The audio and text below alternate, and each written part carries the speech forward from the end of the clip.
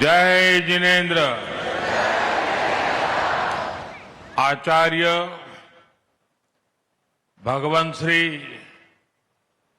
पद्मसागर सुरेश्वर जी महाराज साहेब, गुजरात के गवर्नर आचार्य देवव्रत जी, मुख्यमंत्री श्री भूपेंद्र भाई,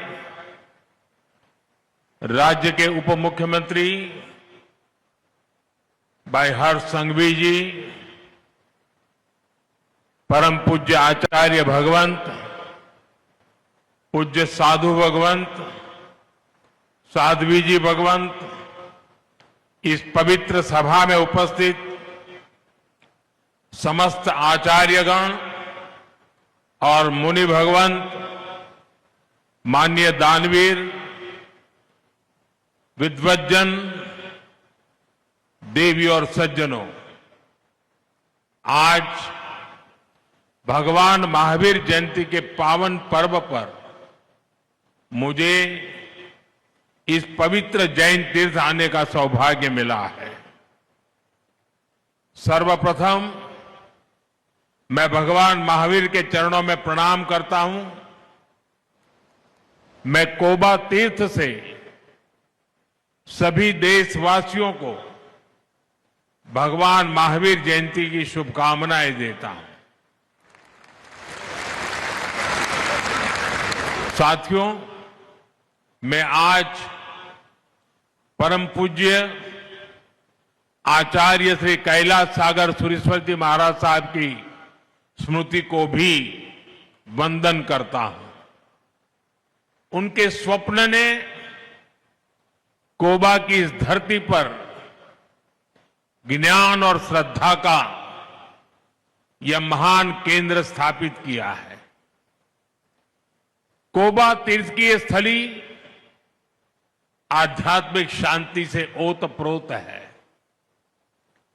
जिस स्थान की ऊर्जा ऐसी अलौकिक हो, जिसमें इतने जैन मुनियों की, संतों की तपस्या जुड़ी हो, वहां सृजन और सेवा ये अपने आप प्रस्फुटित और संचालित होते हैं। मैं तो बरसों से देखता आया हूं कि कोबा तीर्थ में कैसे अध्ययन, साधना और संयम की सतत परंपरा चली आ रही है। यहां मूल्यों का संरक्षण होता है, संस्कारों को संबल मिलता है और ज्ञान का पोषण होता है।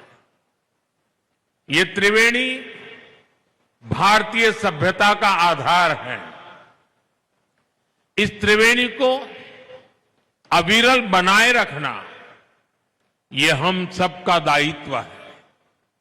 साथियों, मुझे खुशी है कि हजारों वर्ष की भारतीय विरासत, जैन धर्म का समयातीत ज्ञान, हमारी धरोहरें और उनसे मिलने वाली प्रेरणाएं उन्हें आने वाली सदियों तक अमर बनाने के लिए, उन्हें नए और आधुनिक रूप में अगली पीढ़ी तक पहुंचाने के लिए हमारे संतों ने इस जैन हेरिटेज म्यूजियम की संकल्पना की। आज वो संकल्पना एक भव्य रूप में साकार हो रही है।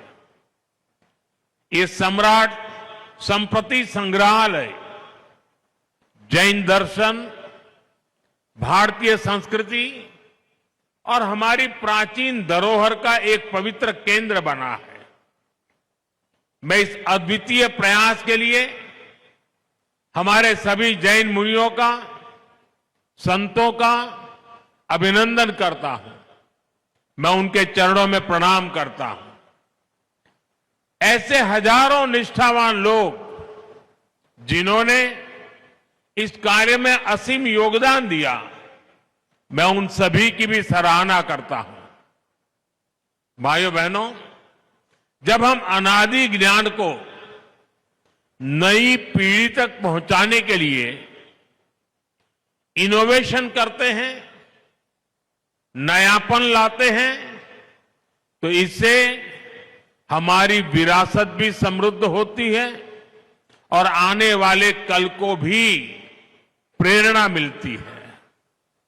सम्राट संप्रति संग्रहालय ये भारत के कोटि कोटि लोगों की धरोहर है। ये भारत के गौरवशाली अतीत की धरोहर है। मैं इसके लिए सभी देशवासियों को बहुत बहुत बधाई देता हूं। साथियों, सम्राट संप्रति ये केवल एक ऐतिहासिक राजा का नाम नहीं है। सम्राट संप्रति एक ऐसे सेतु है जो भारत के दर्शन और व्यवहार को जोड़ते हैं। क्योंकि जब हम इतिहास में झोंकते हैं तो हम देखते हैं कि दुनिया की कई सभ्यताओं में महान विचारकों और दार्शनिकों ने जन्म लिया। मानवता के आदर्श भी अलग अलग परिभाषाओं में घड़े गए, लेकिन जब सवाल सत्ता और शक्ति का आया, कई शासकों ने आदर्शों और मूल्यों को किनारे कर दिया। इससे विचार और व्यवहार में, विचार और व्यवस्था में एक खाई पैदा होती चली गई। लेकिन भारत में सम्राट संप्रति जैसे शासक हुए जिन्होंने सत्ता को सेवा और साधना मानकर काम किया। जहां एक और कुछ शासकों ने हिंसा को हथियार बनाकर शासन किया, वही सम्राट संप्रति ने सिंहासन पर बैठकर अहिंसा का विस्तार किया। उन्होंने सत्य, अस्तेय और अपरिग्रह का प्रचार प्रसार किया। इतनी निष्पृहता से, इतने निस्वार्थ भाव से शासन को सेवा का माध्यम मानकर जीवन जीना, ये सीख हमें भारत के अतीत से ही मिलती है। इसी अतीत को हम इस म्यूजियम में सहेज रहे हैं। साथियों, मैं देख रहा था इस म्यूजियम को डिजाइन भी ऐसे किया गया है, इसमें हर कदम पर भव्य भारत की पहचान के दर्शन होते हैं। इसकी 7 दीर्घाएं, हर दीर्घा भारत की विविधता और सांस्कृतिक संपन्नता का उद्घोष करती है। प्रथम दीर्घा में हमें नवपद के दर्शन होते हैं। नवपद यानी अरिहंत, सिद्ध, आचार्य, उपाध्याय और साधु। सम्यक दर्शन, सम्यक ज्ञान, सम्यक चरित्र और सम्यक तप, अर्थात हम उनसे सीखें जिन्होंने स्वयं तप करके जीवन को जीना है, और जो ज्ञान हम प्राप्त करें वो सम्यक हो, हमारा चरित्र सम्यक हो। क्योंकि ज्ञान जब सम्यक होता है तो वो समता और सेवा का आधार बनता है। साथियों, तीसरी दीर्घा में हमारे तीर्थंकरों के जीवन को, उनके उपदेशों और प्रसंगों को कलात्मक तरीकों से भी जीवंत किया गया है। भाइयों बहनों, इस म्यूजियम में भारत की सबसे बड़ी विशिष्टता के, सबसे बड़ी ताकत के दर्शन होते हैं। जैसा कि मैंने पहले भी जिक्र किया, हमारी ये ताकत है भारत की विविधता, और विविधता में एकता। दुनिया ने हमेशा मत, मजहब और आस्था के नाम पर टकराव देखा है, लेकिन इस म्यूजियम में भारत के दूसरे सभी धर्मों के भी गौरवशाली दर्शन होते हैं। वैदिक और बौद्ध परंपरा, वेद, पुराण, आयुर्वेद, योग, दर्शन, विभिन्न परंपराओं के सभी रंग एक साथ इंद्रधनुष की तरह उपस्थित हो, ये भारत में ही हो सकता है। साथियों, आज दुनिया में जिस तरह के हालात हैं, जिस तरह विश्व अस्थिरता और अशांति की आग में झुलस रहा है, इस म्यूजियम की विरासत, इसका संदेश केवल भारत ही नहीं बल्कि पूरी मानवता के लिए बहुत अहम है। हमारा प्रयास होना चाहिए दुनिया के देशों से यहां आने वाले जिज्ञासु, स्टूडेंट्स और रिसर्चर्स की संख्या और बढ़े। जो लोग यहां आए वो भारत की जैन धर्म की शिक्षाओं को विश्व के कोने कोने में पहुंचाए। साथियों, भारत में ज्ञान हमेशा से एक मुक्त प्रवाह रहा है। हर युग में तीर्थंकरों और ऋषियों मनीषियों का अवतार हुआ। ज्ञान का संकलन बढ़ता चला गया। समय के साथ बहुत कुछ नया जुड़ता गया। आप कल्पना करिए, एक समय हमारे तक्षशिला, नालंदा जैसे विश्वविद्यालय लाखों ग्रंथों और पांडुलिपियों से भरे होते थे, लेकिन विदेशी आक्रमणकारियों ने मजहबी संकीर्णता में ज्ञान को भी अपना दुश्मन मानकर उन्हें जला दिया। मानवता की कितनी बड़ी धरोहरें नष्ट हो गई। उस मुश्किल दौर में लोगों ने पीढ़ी दर पीढ़ी बची हुई पांडुलिपियों को सहेजा, उनकी सुरक्षा की। आजादी के बाद उन्हें खोजना, उन्हें सहेजना ये देश की जिम्मेदारी होनी चाहिए थी, लेकिन दुर्भाग्य से गुलामी की मानसिकता के कारण इस ओर कोई ध्यान नहीं दिया गया। आचार्य भगवंत श्री पद्मसागर सुरेश्वर जी महाराज साहब जैसे महान व्यक्तित्व और संतों ने इसका महत्व समझा। उन्होंने अपना पूरा जीवन इसके लिए समर्पित किया। जीवन के 60 साल गांव गांव, शहर शहर, देश के कोने कोने से उन्होंने मैन्युस्क्रिप्ट को खोजा। ऐसी 3 लाख से अधिक पांडुलिपियां, ताड़पत्र, भोजपत्र पर अंकित सैकड़ों साल पुराना वो ज्ञान आज कोबा में सुरक्षित और संकलित हुआ है। ये भारत के अतीत की, भारत के वर्तमान की और हमारे भविष्य की बहुत बड़ी सेवा है।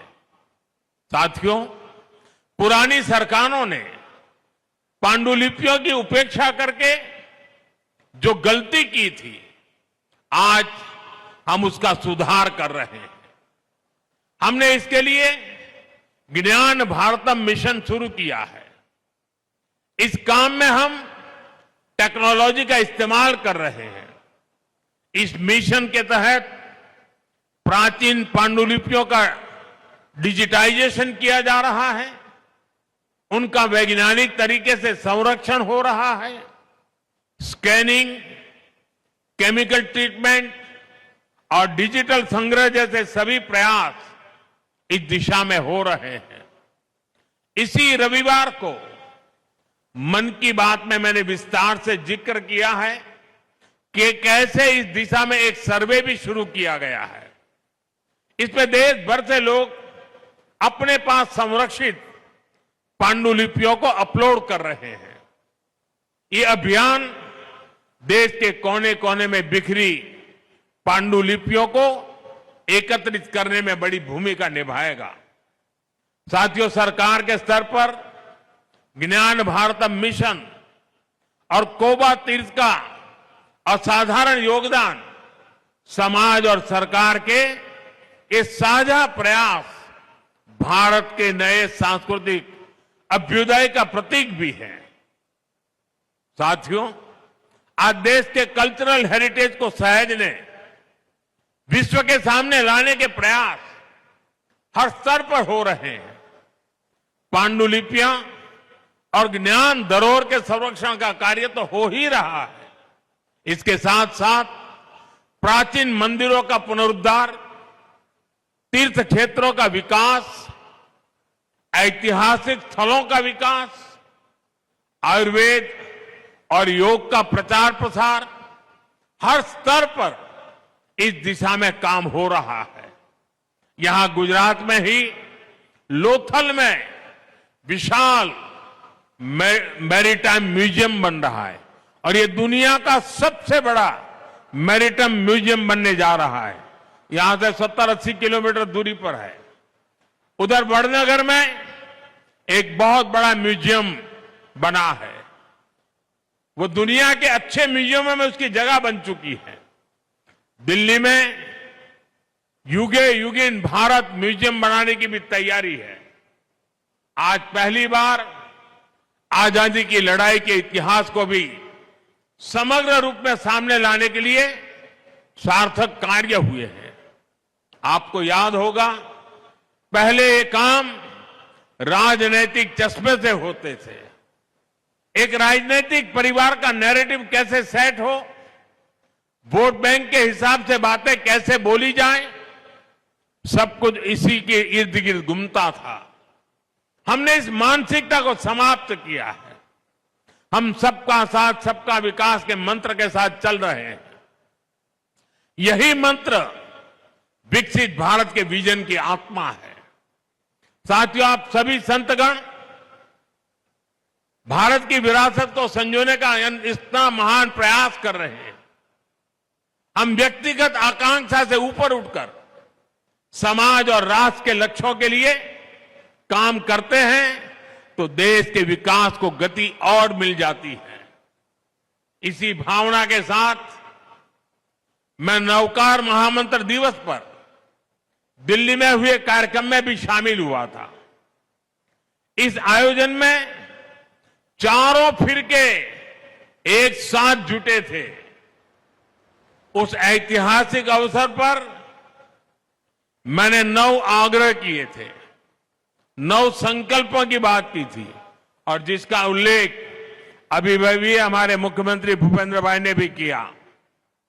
मैं हर बार आपके सामने वो 9 संकल्प जरूर दोहराता हूं। आज का यह अवसर उन्हें फिर से दोहराने का भी है। पहला संकल्प, पानी बचाने का संकल्प। दूसरा संकल्प, एक पेड़ मां के नाम। तीसरा संकल्प, स्वच्छता का मिशन। चौथा संकल्प, वोकल फॉर लोकल। पांचवा संकल्प, देश दर्शन। छठा संकल्प, नेचुरल फार्मिंग को अपनाना। सातवां संकल्प, हेल्दी लाइफस्टाइल को अपनाना। आठवां संकल्प है योग और खेल को जीवन में लाना। नवा संकल्प है गरीबों की सहायता का संकल्प। और 10वां संकल्प आप सभी ने स्वयं से जोड़ लिया है और वो है भारत की विरासत का संरक्षण। आज का ये कार्यक्रम इसी का प्रतिबिंब है। साथियों, आने वाले समय में हमारे सामने बड़े लक्ष्य हैं। हमें बड़े संकल्पों को पूरा करना है। हमारी एकता, हमारे सांस्कृतिक संबल ही इसमें हमारी ताकत बनेगा। मुझे विश्वास है कि सम्राट संस्कृति म्यूजियम आने वाले समय में इस दिशा में एक महत्वपूर्ण भूमिका निभाएगा। यह ज्ञान, साधना और संस्कृति का एक ऐसा केंद्र बनेगा जहां से नई पीढ़ी को प्रेरणा मिलेगी और समाज को एक नई ऊर्जा मिलेगी। इसी विश्वास के साथ मैं आप सभी को इस महत्वपूर्ण कार्य के लिए एक बार फिर से बहुत बहुत बधाई देता हूं। અને સાથે સાથે બધાને આગ્રહ પણ કરું છું કે મારા સાહેબે તો આ બધું કર્યું, પણ આપણે જોવાનો એ ટાઈમ ના આપીએ કેમ ચાલે? વધુમાં વધુ લોકો અહીં આવે અને જોઈને જતા રહેવું નહીં, જાણવાની કોશિશ કરે, સમજવાની કોશિશ કરે. આ એક અમૂલ્ય ખજાનો છે અને હું ઈચ્છું કે ગુજરાતમાં દરેક પેઢીના લોકો પરિવાર સાથે અહીં આવે, એને મન ભરીને જુએ, જ્ઞાન અને મહાન વિરાસતનું ગૌરવ કરે. અને મારા માટે આજે મહાવીર જયંતિ અનેક રીતે શુભ છે, કારણ કે અહીંયા ગાંધીનગરમાં આવતાની સાથે, ગુજરાતની ધરતી પર પગ મૂકતાની સાથે પહેલો કાર્યક્રમ જડોથી જોડાવાનો, જડ સે જુડના. અને અહીંથી હમણાં સાણંદ જાઉં છું, ત્યાં બીજો કાર્યક્રમ છે જગત સે જુડના. અહીંયા મહાન સાંસ્કૃતિક પરંપરાઓ, ભવ્ય ભૂતકાળ, એની સાથે આચમન લીધું અને સાણંદમાં જઈને વિશ્વની આધુનિકમાં આધુનિક ટેકનોલોજી, ચિપ્સના નિર્માણનું ઉદ્ઘાટન થઈ રહ્યું છે, સેમિકન્ડક્ટરનું ઉદ્ઘાટન થઈ રહ્યું છે. અહીં જડોથી જોડાવાનું, ત્યાંથી જગોને જોડવાનું, અને આ બધું ગુજરાતની ધરતી પર થઈ રહ્યું છે, ભારતની ધરતી પર થઈ રહ્યું છે. આપ સૌને ખૂબ ખૂબ શુભકામનાઓ, ખૂબ ખૂબ ધન્યવાદ. જય જિનેન્દ્ર, જય જિનેન્દ્ર, જય જિનેન્દ્ર.